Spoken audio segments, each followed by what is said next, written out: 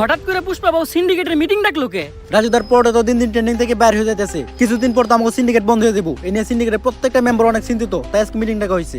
কিন্তু মিটিং এ তো সাজানো গোছানো কেন? আর পুষ্পা বাবু ঘুমায় কে?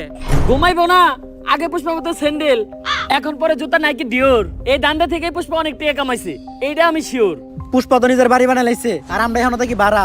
এই সিন্ডিকেট বন্ধ হলে পুষ্পার তো কিছু হইব না, আমরা কেমন মারা। এটাই বাস্তব। চুপ!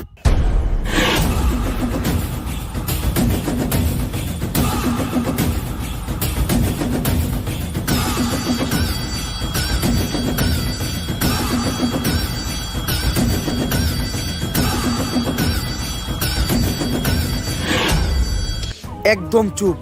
পুষ্পা বাবু যখন করবো ঘেউ, তখন সবাই চুপ থাকবো, কথা কইব না কেউ। কিন্তু বাউ গেও তো কুত্তাই করে।